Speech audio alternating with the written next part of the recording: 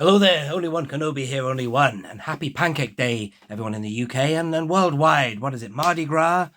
Fat Tuesday? Shrove Tuesday, as it is here. Yeah, I used to live in Spain, and I remember they had the carnival thing. That was crazy. Loads of people running around in costumes. Streets were full of litter and bottles of booze. It was crazy. And then the morning after, I tell you what, man, they cleared it all up. It was all gone.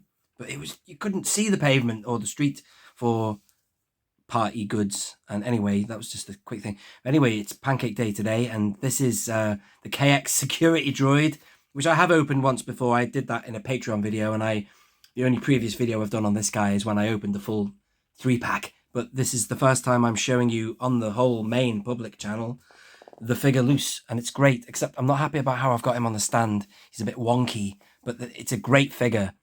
Maybe I need to just readjust him.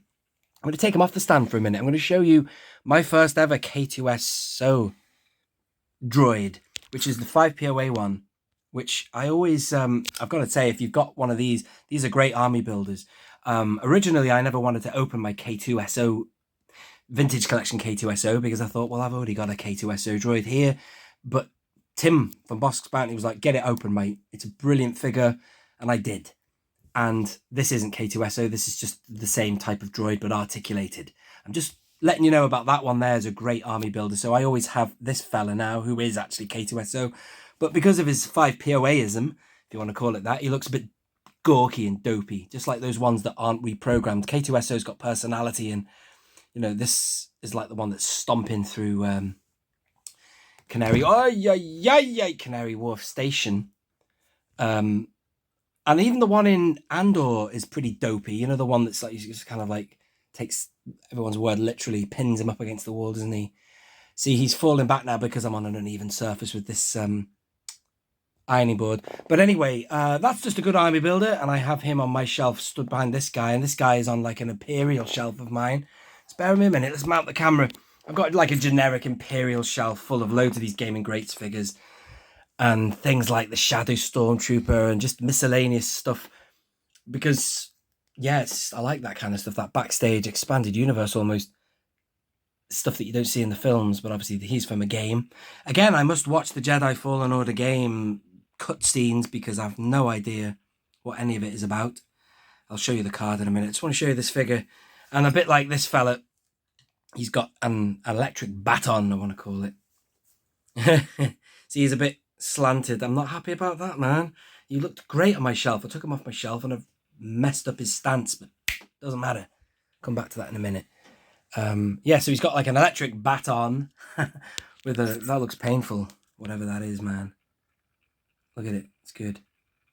I never used to be a fan of these fiery effects and stuff, but they're growing on me now, man. Some really good ones, like those flame effects for Grogu, who's deflected the fire from the incinerator trooper guy.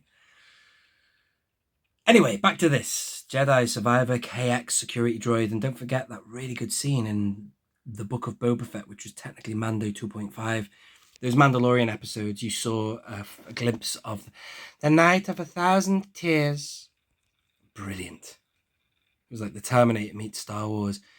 Some nasty bombs were dropped by TIE bombers. And then you saw these guys stomping through a field, shooting. And also you saw Probots.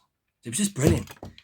It was una mezcla of just great visual Star Wars stuff, including that Terminator vibe, with stuff from Empire Strikes Back and, you know, with the Probots anyway. So I'm waffling. This is what I'm famous for.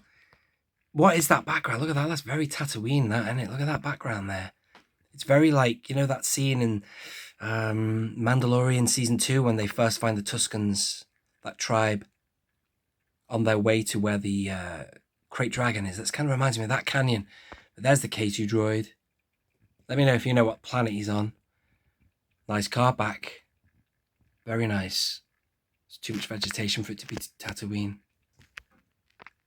And the figure again in the bubble. And the figure's awesome. I'm just a bit annoyed that I'm having issues with him. Bear with me a minute. Let's get him sorted, man. This is ridiculous. He should stand now. Yeah, I've just got him on like more of a vertical axis. Great droids. Another great Disney invention, that.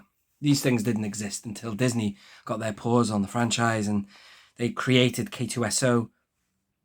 Statistics, what did he go? Strategic analysis. My speciality is only strategic analysis. So I thought these guys were, although they looked nasty and aggressive, tall and imposing, a bit like that whole thing of the AT-AT is designed for intimidation, right? You know, the height of it.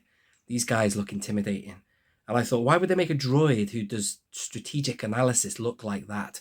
You'd expect a droid looking like 3PO to do that kind of job, or a Death Star droid, but apparently no, that guy did strategic analysis, or maybe he's reprogrammed for that, or maybe they can do that as well, but they are definitely for security.